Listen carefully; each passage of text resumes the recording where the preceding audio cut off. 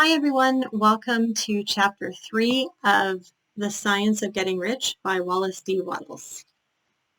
Is opportunity monopolized? No person is kept poor because opportunity has been taken away from him, because other people have monopolized the wealth and have put a fence around it. You may decide not to engage in certain kinds of business, but there are other channels open to you. It would probably be hard for you to get control of any of the great fuel or power generating companies, but alternative energy forms such as solar energy and electricity produced through wind and other natural forces are businesses that are still in their infancy and that have great potential. It will only be a few years until there are new systems of communication and transportation, electrical cars, space travel, microwave transmission, etc., in very different forms than now envisioned. These will develop into great industries, which will give employment to hundreds of thousands, perhaps millions of people. Why not turn your attention to development of these businesses, instead of competing with the big conglomerates for a chance in the business world? It is quite true that if you are a worker in the employ of a power-producing plant, there is little chance of you becoming the owner of the plant in which you work. But it is also true that if you begin to act in a certain way, you can soon leave the employ of the power company, buy a farm from 10 to 40 acres, and engage in business as a producer of natural foodstuffs or organic products. Or you can go into hydroponic cultivation, the growing of plants in nutrient solutions, which produces high yields in small areas. There is presently a great opportunity for men and women to organically cultivate small tracts of land. You may say that it's impossible for you to get land, but I'm going to prove to you that it is not impossible, that you can certainly get a farm if you will go to work in a certain way. At different periods, the tide of opportunities moves into different directions, according to the needs of the whole and to particular stage of social evolution which has been reached. At present in America, it is moving towards decentralization and towards industries that can be decentralized. Today, more opportunity is open to the organic and herbal farmer than to the office worker. More opportunity is open to the businessman who works in the field of new energy forms and ecological sound endeavors than to the executive in the corporate treadmill. There is abundance of opportunity for the man who will go with the tide instead of trying to swim against it. Office workers, either as individuals or as a group, are not deprived of opportunity. The workers are not being kept down by their masters, by the powers of big business and the conglomerates. As a group, they are where they are because they do things in a certain way. When it begins to do things in a certain way, the working class can become the master class. The law of wealth is the same for it as it is for all other groups. Workers will remain as they are as long as they continue to do as they do. The individual worker, however, is not held down by the ignorance of the mental sloughness of his class. He can follow the tide of opportunity to riches. This book will tell him how.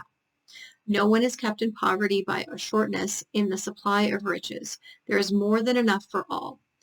A palace as large as the Capitol at Washington could be built for every family on earth from the building material available in the United States alone. Under intensive cultivation, this country could produce enough wool, cotton, linen, silk, and food to clothe and feed each person in the world. The visible supply is practically inexhaustible, and the invisible supply is really inexhaustible. Everything you see on earth is made from one original substance, out of which all things proceed. The new forms are constantly being made out of the older ones are dissolving, but all are shapes assumed by one thing. There is no limit to the supply of formless stuff and original substance. The universe is made out of it, but it was not all used in the making of the universe. The spaces in, through, and between the forms of the visible universe are permeated and filled with original substance, with the formless stuff, with the raw materials of all things. 10,000 universes can still be made, and even then the supply of universal raw material will not be exhausted. No person, therefore, is poor because nature is poor or because there is not enough to go around. Nature is inexhaustible storehouse of riches. The supply will never run short.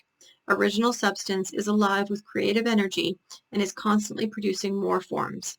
When the supply of building material is exhausted, more will be produced. When the soil is exhausted so that foodstuffs and material for clothing will no longer grow upon it, it will be renewed, or more soil will be made. When all the gold and silver has been dug from the earth, if human beings are still in such a stage of social development as to need gold and silver, more will be produced from the formless. The formless stuff responds to the needs of humans. It will not let them be without any good thing. This is true of man collectively. The race as a whole is always abundantly rich. If individuals are poor, it is because they do not follow a certain way of doing things, which makes the individual man rich. The formless stuff is intelligent. It is material which thinks. It is alive and is always impelled toward more life. It is the natural inherent impulse of life to seek to live more. It is the nature of intelligence to enlarge itself, and the quality of consciousness to seek to extend its boundaries and fill fuller expression. The universe of forms has been made by formless living substance, throwing itself into form in order to express itself more fully. The universe is a great living presence, always moving inherently towards more life and fuller functioning. Nature is formed for the advancements of life. Its motive is to increase life. For this reason, everything which can possibly minister to life is bountifully provided. There can be no lack unless God is to contradict himself and nullify his own works. You are not kept poor by a shortness in supply of riches. I shall demonstrate a little farther on that even the resources of the formless supply are at the command of any man or woman who will act and think in a certain way.